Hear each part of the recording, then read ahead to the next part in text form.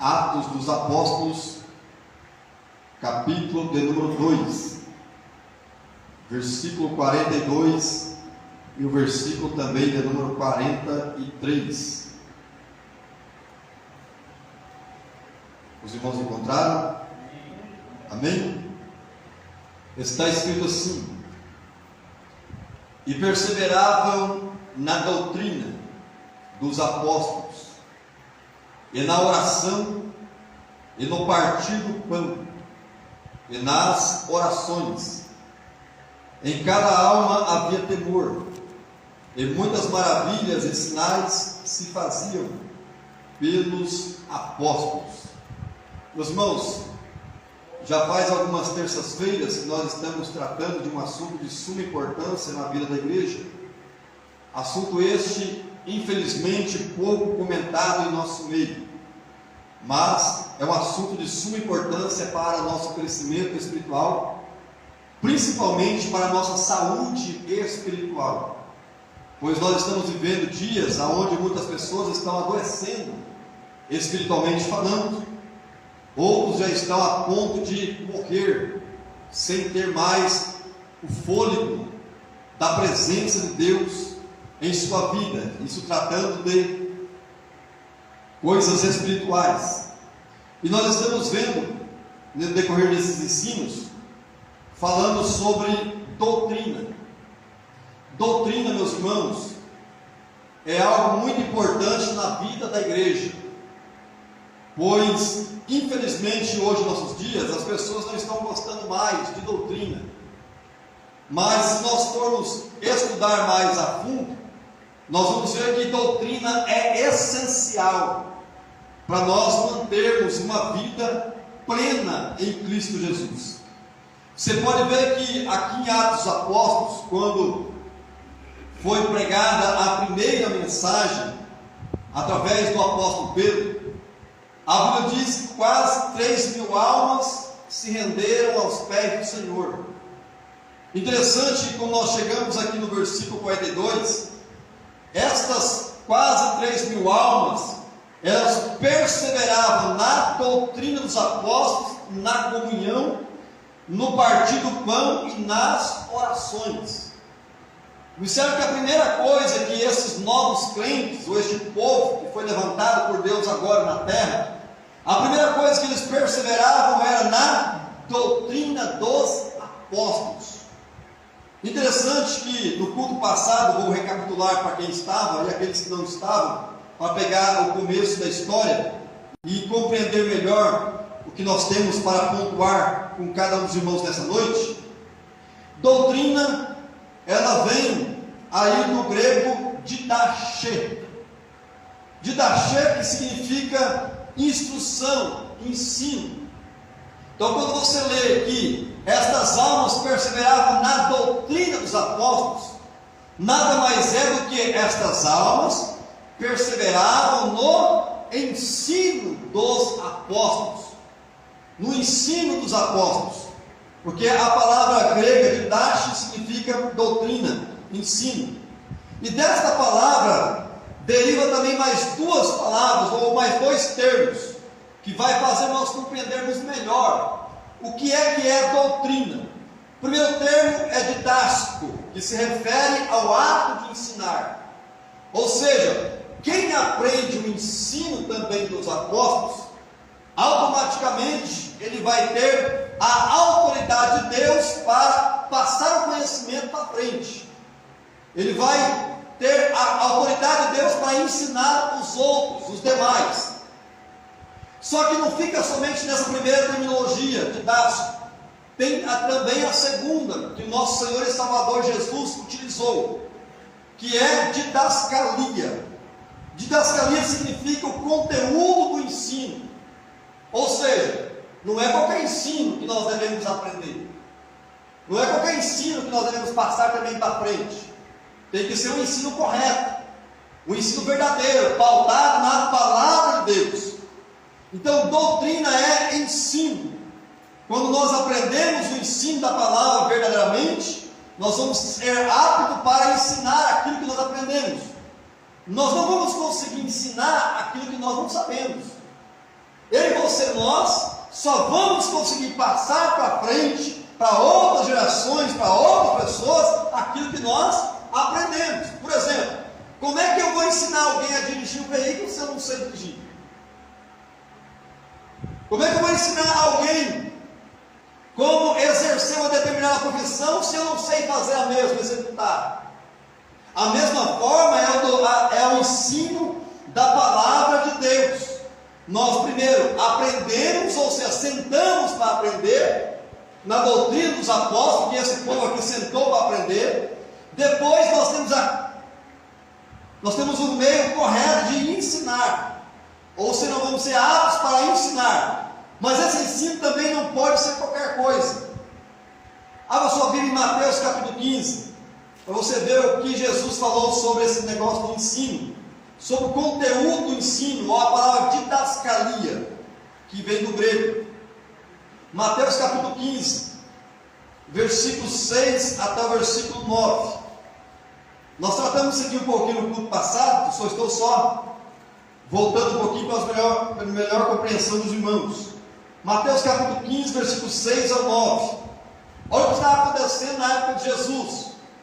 O ensinamento dos fariseus, ou seja, a didascalia, ou seja, o conteúdo do ensinamento dos fariseus, estava oposto ao ensino correto das Sagradas Escrituras. Daí Jesus vai repreendendo-os. Versículo 6: E assim invalidaste pela vossa tradição o mandamento de Deus. Hipócritas, bem profetizou Isaías a respeito de vós, dizendo: Este povo honra-me com seus lábios, mas o seu coração está longe de mim. Mas em vão me adoram, ensinando doutrinas que são preceito dos homens.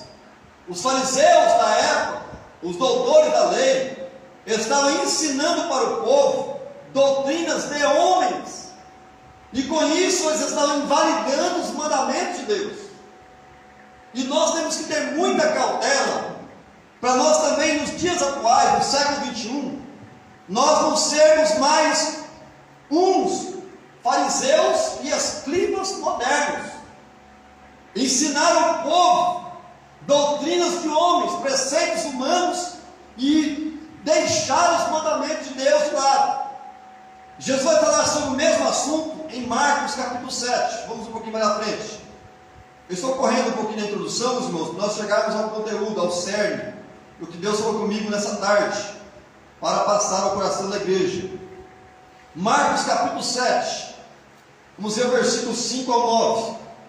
Vou estar lendo, os irmãos acompanhem. Marcos 7, 5 ao 9. Depois perguntaram-lhe os fariseus e os escribas: por que não andam os teus discípulos conforme a tradição dos antigos, mas comem com as mãos por lavar? E ele respondendo disse-lhes: bem profetizou Isaías acerca de vós, hipócritas, como está escrito: este povo honra-me com os seus lábios, mas o seu coração está longe de mim. Em vão, porém, me honram, ensinando doutrinas que são mandamentos de homens, porque deixando o mandamento de Deus, repreende a tradição dos homens, como o lavar dos jarros e dos copos, e fazeis muitas outras coisas semelhantes a estas. E dizia-lhes: bem invalidais o mandamento de Deus, para guardardes a vossa tradição. Nós temos que tomar muito cuidado com as tradições antigas que nós aprendemos no decorrer da nossa vida. Tem gente que valoriza mais a tradição do pai e da mãe do que a tradição de Jesus. Tem gente que valoriza mais a tradição dos amigos de longas datas do que a tradição de Jesus, do que os ensinamentos de Jesus, os mandamentos de Deus para a nossa vida. Então, independentemente de quem nós aprendemos as tradições, nós temos que conferir tudo na palavra. Se for da mesma forma, tiver base bíblica, nós como cristãos nós temos que seguir. Mas se não tiver base bíblica, se for somente preceitos humanos, nós devemos deixar de lado. Olha que coisa interessante. Jesus falou sobre didascalia. Didascalia é o conteúdo do ensino. Então nós como igreja, nós temos que tomar muito cuidado com o ensino, com o conteúdo do ensino da palavra de Deus. Por quê? Porque hoje, infelizmente, muitas denominações valorizam mais os costumes dos homens do que a doutrina bíblica. Tem N tipos de denominações, não vou entrar no mérito, porque está sendo tudo gravado no Instagram da igreja, mas se os irmãos for estudar as denominações que existem aqui em Jaraguá, ou na região, ou no estado, ou no país, vocês vão chegar à conclusão que tem muitas denominações ditas evangélicas que valorizam mais as doutrinas dos homens do que os ensinamentos de Jesus. E nós, irmãos, nós não podemos também cair no mesmo erro.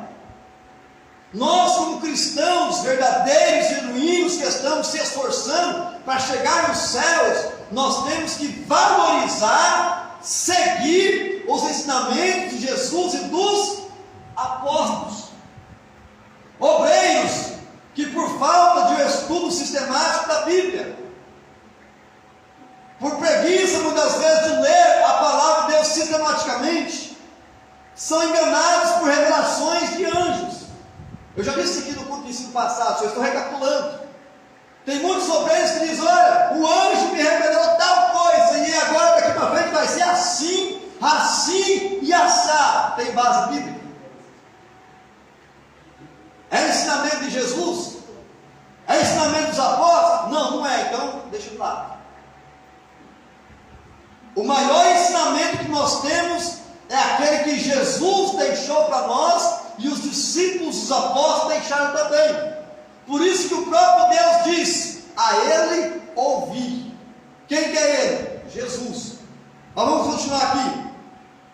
Outros obreiros, muitas vezes vão buscar, não sou contra buscar em oração no monte, também gosto de orar no monte algumas vezes, mas tem que tomar cuidado, porque essas revelações que se recebem lá em cima, vai muitas vezes inflamar o coração do obreiro, do profeta, e ele vai trazer uma doutrina de si mesmo, do seu próprio eu, da sua própria vontade, do seu próprio querer, e a justificativa dele é: eu estava orando assim, assim, assado. E Deus falou para mim que daqui para frente é para nós deixarmos o que está escrito aqui na palavra e nós vamos seguir isso aqui, ó. E várias pessoas hoje, no século XXI, têm se perdido por causa de doutrinas levantadas pelos próprios homens, de si mesmo, para massagear o seu próprio ego, o seu próprio querer. Há obreiros hoje que muitas vezes estão em pecados, que eles não podem mais aplicar a doutrina correta, verdadeira e genuína no coração da igreja. Ele vai querer fazer o quê? Ele vai querer trazer doutrina suas, para que possa colocar no lugar da palavra de Deus. E nós, como igreja, temos que tomar muito cuidado hoje, no século XXI. E há também doutrinas de demônios, que o apóstolo Paulo deixou bem claro para as igrejas, quando ele estava escrevendo suas cartas, que tinha pessoas que estavam seguindo doutrinas de demônios. O que é doutrina de demônios? Ensinos de demônios. Até hoje, meus irmãos, em nosso meio, no século XXI, tem doutrina de demônios. Olha uma doutrina muito séria e simples.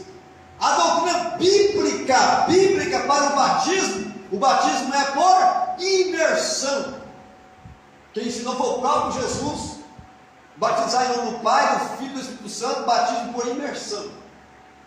E o batismo é feito uma só vez. Hoje já tem algumas denominações, tem alguns obreiros que estão batizando as pessoas 3, 4, 5 vezes. Doutrina de homens, doutrina de demônios. Aquele batismo que muitas vezes as pessoas batizam as criancinhas que não têm pecado nenhum, e só é jogado uma aguinha na cabeça, esse batismo também não é correto. E aquilo que não é correto, que não é de Deus, ou é dos homens, ou é dos demônios. E nós estamos vendo muitas coisas, muitas aberrações hoje em nossos dias. Tem denominações que vão batizar as pessoas estão fumando ainda, no vício do cigarro. Aí não pode vir, nós vamos te batizar, depois que você batizar você vai ser liberto. Não é assim. Como é que você vai batizar alguém que ainda está vivo no pecado? Se o batismo simboliza a morte em Cristo, morrer para o mundo, ressuscitar para Cristo. Então nós temos que tomar cuidado, são doutrinas simples. Só que nós não tomarmos cuidado, nós somos enganados. Nós estamos vivendo esses dias, irmãos, dias difíceis, dias trabalhosos. E tem muitas pessoas que vão aplicar uma doutrina baseada em um somente versículo da palavra. Eu já aprendi a explicar para os irmãos que todo texto, sem contexto, é pretexto para a heresia. Nós não podemos pegar um versículo isolado somente e fazer aquele versículo uma doutrina. A doutrina tem que estar embasada em demais versículos, em contextos que vão afirmar aquilo que nós estamos querendo aplicar para o povo. Isso é sério. Então, infelizmente, esses homens estão enganando os seus ouvintes. Infelizmente, esses homens estão sendo enganados. E o apóstolo Paulo vai tratar sobre isso. Abra sua Bíblia em Gálatas, capítulo 1, versículo 8 a 12. Estou só recapitulando ainda o ensino passado. Gálatas, capítulo 1, versículo 8 a 12. Carta do apóstolo Paulo aos Gálatas, capítulo 1, versículo 8 ao 12. Os irmãos encontraram? Está escrito assim, ó: mas ainda que nós mesmos, ou o anjo do céu, vos anuncie outro evangelho, além do que já vos tenho anunciado, vírgula, seja anátema. Assim como já vô-lo dissemos, agora de novo também vô-lo digo: se alguém vos anunciar outro evangelho, além do que já recebeste, vírgula, seja anátema. Porque persuado eu agora a homens, ou a Deus? Ou procuro agradar a homens? Se eu estivesse ainda agradando aos homens, não seria servo de Cristo. Mas faço-vos saber, irmãos, que o evangelho que por mim foi anunciado não é segundo os homens. Olha o versículo 12: porque não recebi nem aprendi de homem algum, mas pela revelação de Jesus Cristo. Olha que coisa séria. O apóstolo Paulo está dizendo: se vier um anjo do céu, ou se vier qualquer pessoa, qualquer indivíduo, por maior grau que tenha na sociedade, ou eclesiasticamente falando, pregar um outro evangelho, seja anátema. Pastor, o que essa palavra anátema significa? Anátema vem da junção grega de duas palavras: anatema, ana, que significa de lado, e temar, colocar. O que Paulo está dizendo aqui então? Se um anjo do céu descer, pregar um outro evangelho, ou se alguém ministrar um outro evangelho para vocês, que não seja esse que vocês já receberam, seja anátema, ou seja colocado de lado. Não dê ouvidos, não coloque a sua atenção em heresias, deixe de lado. Mesmo se for um anjo, pastor, deixe de lado. A maior revelação está aqui, ó, na minha mão e na sua mão, chama-se Palavra de Deus. Tudo está aqui, irmãos, nós temos que conferir nela. E nós estamos vivendo dias que, infelizmente, muitas pessoas, por não querer aprofundar as suas raízes no cristianismo, estão se embaraçando com doutrinas de anjos, revelações mirabolantes, profecias infundadas, profetadas também, que têm desviado muitas pessoas, por falta de conhecimento da palavra, falta de conhecimento do Evangelho. Então, se alguém pregar qualquer outra coisa fora do que nós já aprendemos na palavra, deixa de lado. Só que essa palavra anátema não significa também deixar somente de lado, significa também reprovação enérgica. Ou seja, quando alguém ou um anjo me pregar alguma coisa para nós, que for uma coisa que nós não aprendemos na palavra, não está nos ensinamentos de Jesus e dos apóstolos, nós temos que reprovar energicamente. E muitas vezes, meus irmãos, uma reprovação enérgica, nem precisa nós abrirmos a boca. É só nós não praticarmos a mesma coisa que nós estamos sendo ensinados. A pessoa te ensinou uma coisa que está fora da palavra, você vira as costas e vai embora. Deixa claro. Isso já está demonstrando uma reprovação enérgica. Reprovação enérgica do quê? A qualquer doutrina contrária à verdade do Evangelho de Cristo. Então hoje nós vamos entrar na primeira doutrina essencial na vida do cristão verdadeiro e genuíno. Estava fazendo uma pesquisa sobre as doutrinas básicas ou doutrinas fundamentais do cristianismo. Há 10 doutrinas fundamentais do cristianismo. 10 doutrinas. E todas essas doutrinas estão fundamentadas na palavra de Deus. E a partir de hoje nós vamos entrar em cada uma delas, até nós chegarmos a estudar as 10. Vou só pontuar aqui para os irmãos já ficarem com um pouco de curiosidade, depois se quiser estudar também em sua casa, pesquisar, para o próximo culto nos ajudar. A primeira doutrina é bibliologia, que significa doutrina da Bíblia, ou ensino das Escrituras, bibliologia. A segunda, teologia, que é a doutrina sobre Deus. Hoje tem muitas pessoas que dizem servir a Deus, mas não conhecem a Deus. Tem pessoas que caminham distante de Deus, por falta de conhecer a Deus.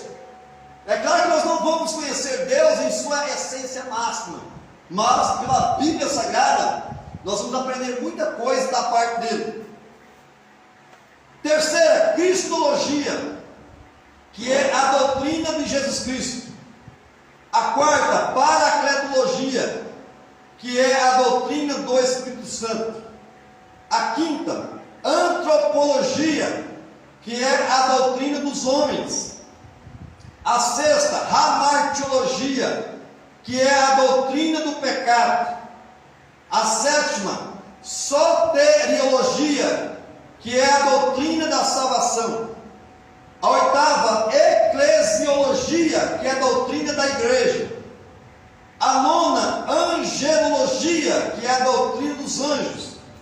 E a décima, escatologia, que é a doutrina ou o ensino das últimas coisas. Sobre essas 10 doutrinas, meus irmãos, nós vamos entrar mergulhados daqui por diante. Não sei quanto tempo nós vamos ficar em cada uma delas, mas hoje nós vamos começar na bibliologia. Bibliologia, o que significa a doutrina chamada bibliologia? Bibliologia é a junção de duas palavras gregas, biblon, que significa rolo ou livro, e logia no grego, que vem de logos, que significa discurso ou estudo.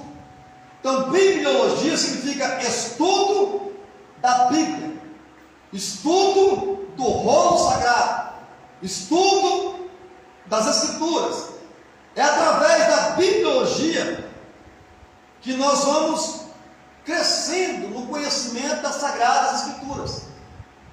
Interessante que, tratando deste assunto, os irmãos que fazem parte da igreja estão pegando um curso teológico de graça, tá? Isso aqui é algo que demora muito para nós pegarmos esse conhecimento, mas se você, a partir do curso de ensino que vem, trazer um papel, trazer uma caneta ou um lápis, é bom vocês trazerem e anotar, porque isso aqui são doutrinas fundamentais do cristianismo. Isso aqui não pode ser trocado, meus irmãos, por nada em nossa vida. Então vamos lá. Então, definindo a doutrina bibliologia, significa o estudo da Bíblia. Uma doutrina fundamental na vida espiritual do cristão. O que é algo fundamental? O que é algo fundamental? É algo que alicerça o cristão. Algo que sustenta o cristão de pé. Doutrinas fundamentais. E é através do estudo da bibliologia que entendemos a origem do texto bíblico. Que nós, além de entender a origem do texto bíblico, nós vamos entender também a formação das Escrituras. Vamos entender algumas características ou atributos que a própria Bíblia dá de si mesma. Então deixa eu dar uma parada aqui para os irmãos dar uma refletida. Alguém tem alguma pergunta? Está com alguma dúvida? Tem que retroceder um pouquinho mais atrás? Podemos continuar? Alguém que quer falar alguma coisa também, que quer acrescentar alguma coisa que ouviu até agora? Tem liberdade, mas nós estamos no curso de ensino. Eu não tenho total conhecimento, todo conhecimento não está na minha pessoa, os irmãos também têm conhecimento. Vocês podem estar compartilhando, nós estamos no curso de ensino da palavra. Podemos continuar? Estamos indo bem até aqui? Tranquilo? Então vamos lá. Então é através do estudo desta doutrina chamada bibliologia que nós vamos compreender que a Bíblia está. Vamos pegar aqui as coisas básicas do estudo de bibliologia. Isso aqui é básico, isso aqui até as crianças sabem. Mas nós temos que pegar desde o começo para nós chegarmos às coisas mais complicadas, né? É através desse estudo de bibliologia que nós vamos entender que a Bíblia está dividida em duas partes. Antigo Testamento, que alguns conhecem também como Velho Testamento, e a outra parte é o Novo Testamento. É através do estudo da bibliologia que nós vamos compreender que o Antigo Testamento é composto por 39 livros. E o Novo Testamento ele é composto por 27 livros. Até aqui tudo bem? Se os irmãos quiserem anotar. Desses 39 livros do Antigo Testamento, eles estão divididos em 4 partes. 4 partes. Primeira parte, a lei, que são 5 livros, que é Gênesis, Êxodo, Número, Levítico, Deuteronômio. São 5 primeiros livros da Bíblia, que é a lei, a primeira parte. A segunda parte, história ou livros históricos, que são 12 livros. Aí você vai ver aqui, é os livros que contam a história do povo de Israel, que é Josué, Juízes, 1 e 2 Samuel, 1 e 2 Reis, 1 e 2 Crônicas, Esdras, Neemias, Ruth e Esther. Terceira divisão, que são os livros poéticos, que são mais 5, que é Jó, Salmos, Provérbios, Eclesiastes e Cânticos. E a última parte, que é conhecida como profecias, ou livros proféticos, que são mais 16. Desses 16 livros, 4 deles são conhecidos como profetas maiores, a saber, Isaías, Jeremias, Ezequiel e Daniel. Recapitulando aqui, dos 16 livros proféticos, 4 deles é conhecido como profetas maiores, e 12 deles são conhecidos como profetas menores, a saber, Obadias, Oséias, Joel, Amós, Jonas, Miqueias, Naum, Abacuque, Sofonias, Ageu, Zacarias e Malaquias. Só que essa separação, meus irmãos, que foi feita através do decorrer dos anos, essa separação de profetas maiores e profetas menores, não é pelo grau da profecia. Vamos supor que as profecias dos profetas maiores têm mais valor, e as profecias dadas pelos profetas menores têm menos valor. Não é. Não foi dessa forma que foi dividida. Foi dividida pelo tamanho da importância profética do profeta, o decorrer do seu ministério. o tempo de durabilidade do ministério profético do profeta.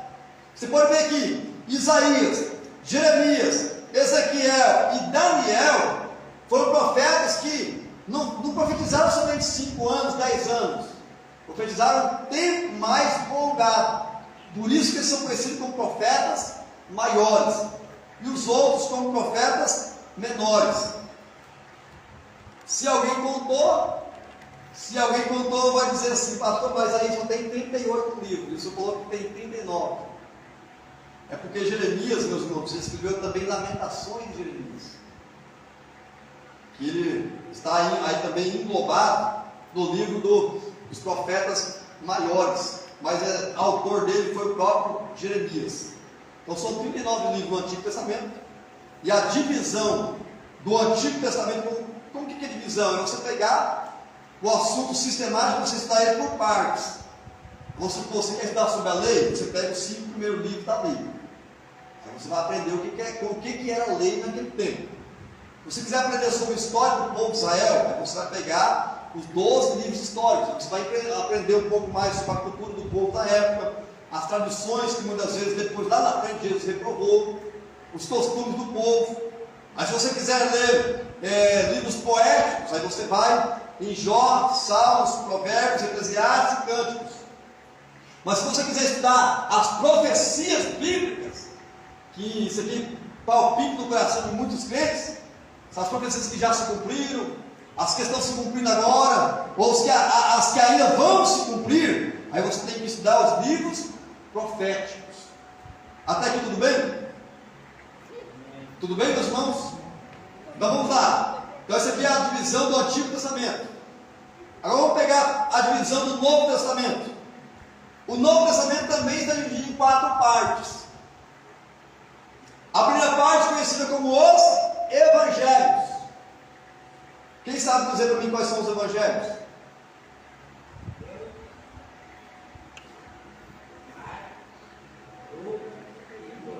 Glória a Deus, louvado seja Deus pela vida do nosso irmão Valdomiro. Mateus, Marcos, Lucas e João são os Evangelhos. Tem livro histórico também no Novo Testamento? Tem, um somente. Qual é o livro que registra a história da igreja? Atos dos Apóstolos. Então Atos dos Apóstolos é o livro histórico do Novo Testamento. As epístolas, tem gente que pensa que as epístolas só são as epístolas do apóstolo Paulo, né? Que são 13, mas não são. Epístolas são 21.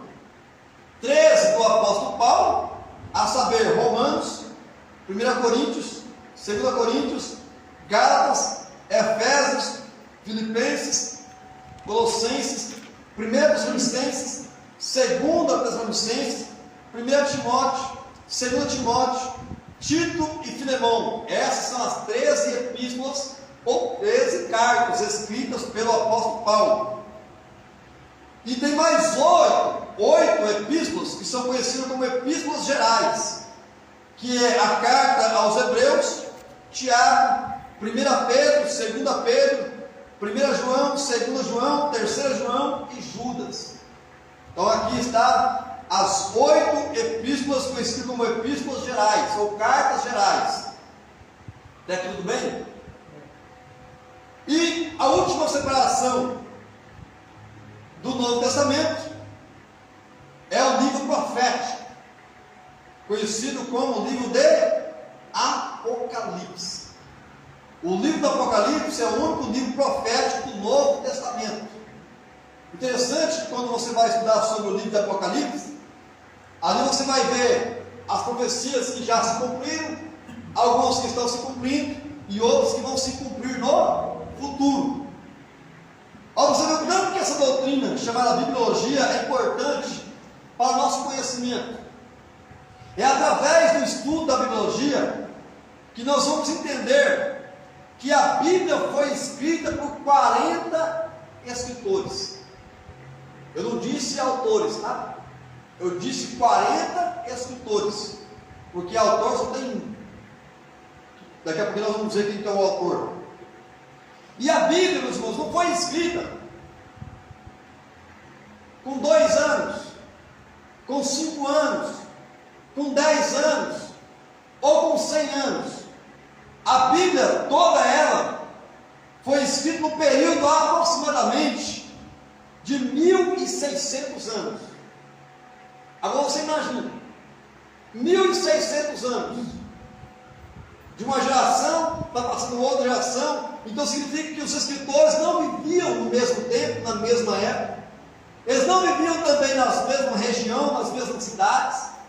Agora, como é que toda a palavra de Deus, ela se encaixa, ela se completa, ela se explica? Quando você tiver qualquer dúvida na Bíblia, continue estudando a Bíblia, porque a Bíblia responde Bíblia. Como é que tudo se encaixa? Como se fosse um quebra-cabeça, como se fosse uma engrenagem, um dente encaixando no outro certinho. Você quer entender isso?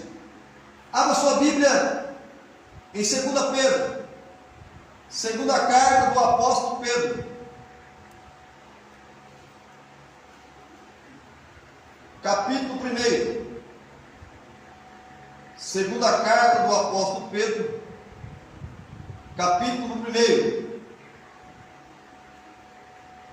versículo 20 e versículo 21, que está escrito assim: sabendo primeiramente isto, que nenhuma profecia da Escritura é de particular interpretação, porque a profecia nunca, você ouviu bem aí?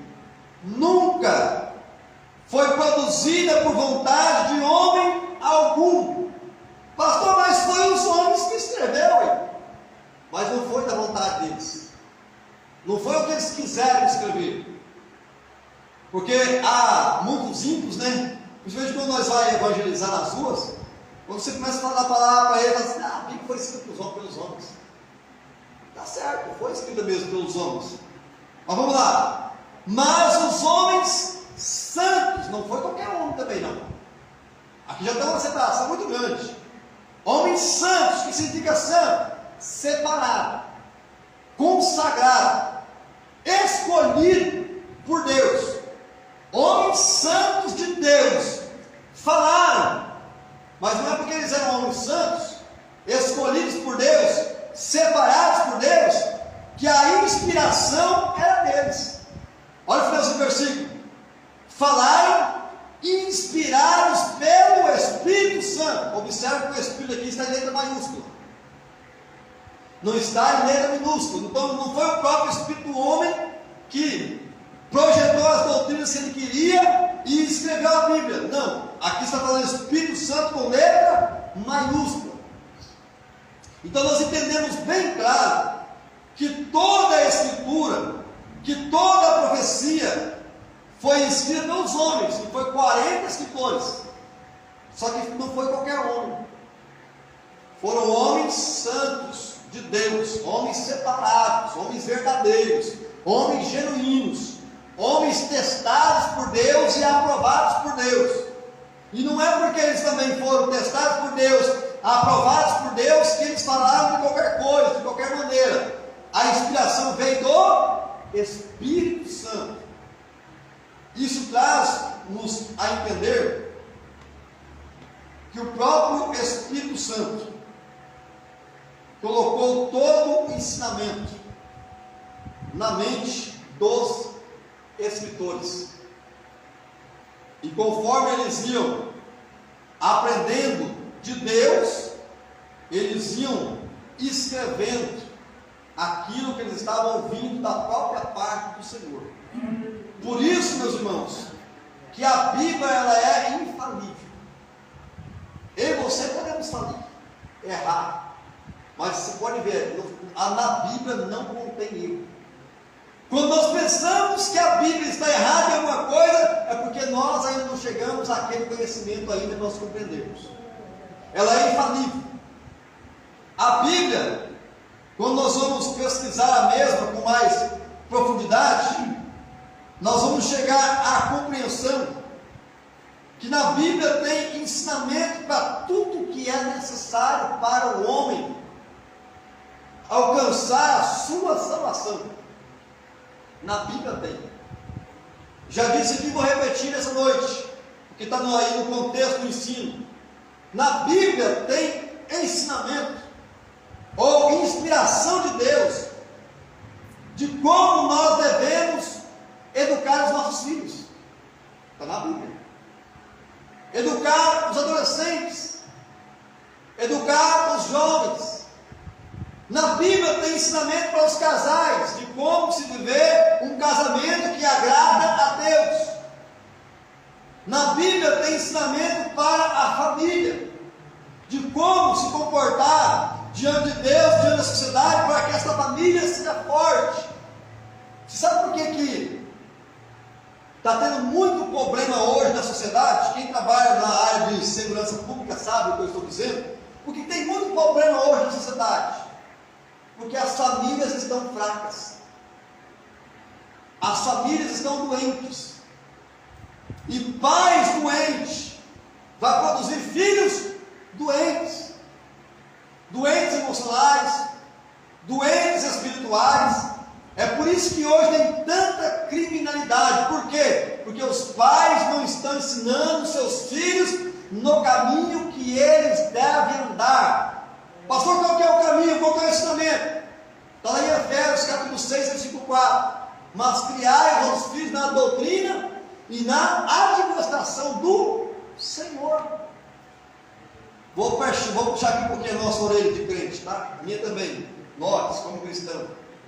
Nós muitas vezes, como pais, infelizmente, estamos deixando de ensinar aos nossos filhos as coisas corretas da Bíblia, e estamos deixando de entrar na vida deles ensinos do mundo, com muita facilidade.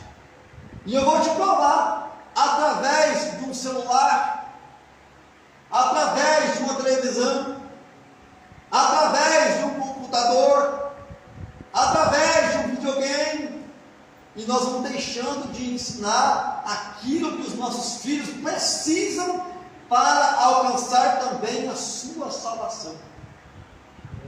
Outra coisa, família forte, igreja forte, porque a igreja é composta de famílias. Por que muitas igrejas hoje estão doentes? Porque as famílias estão fragilizadas, faltando conhecimento da palavra de Deus, faltando instrução, faltando doutrina bíblica, irmãos.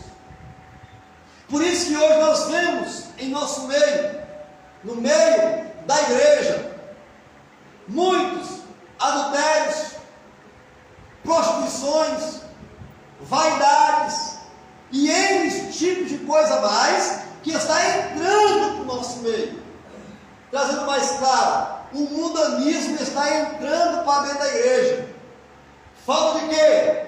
Falta da igreja repelir o ensinamento da palavra. E a igreja não é só o pastor, não. Não é só os obreiros. Não é só as irmãs do círculo de ação.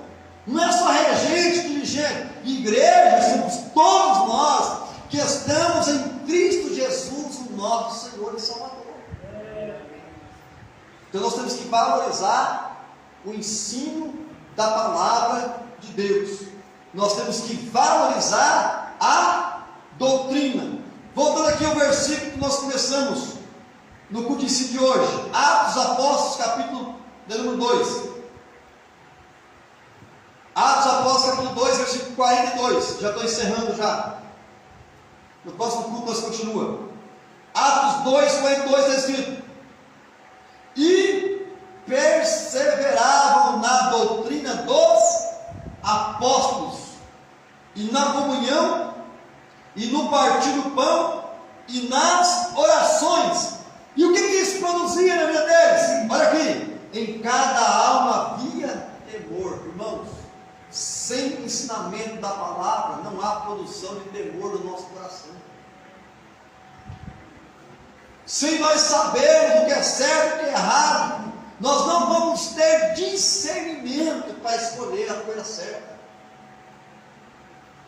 Agora, por que o escritor que escreveu Atos dos Apóstolos deixou bem claro, e perseverar? Porque perseverança não é fácil. Irmãos, nós perseverarmos em qualquer coisa na vida não é fácil. Você perseverar um mês é até fácil. Você perseverar um ano já complica mais um pouco. Você perseverar uma década, ou seja, 10 anos, já complica um pouco mais. Mas a Bíblia está dizendo que eles perseveravam na doutrina dos apóstolos, eles mantinham uma perseverança contínua. Porque hoje há uma heresia sendo ensinada, que as doutrinas do passado foi só para os nossos pais. Hoje nós estamos no tempo moderno, as coisas mudaram. Cuidado, isso é espinho. Porque a nossa Bíblia diz, em Hebreus capítulo 13, versículo 8, Jesus Cristo é o mesmo ontem e hoje ele mudou? E eternamente continua sendo o mesmo. Então tudo aquilo que ele ensinou, que ele instruiu, que os apóstolos aprenderam, que os apóstolos passaram para a igreja primitiva, e nós temos o acesso hoje, também não mudou. Não vai mudar, irmãos. E nós temos que perseverar. Só através da perseverança nós vamos se manter saudáveis nas doutrinas dos apóstolos. Que Deus abençoe cada um dos irmãos.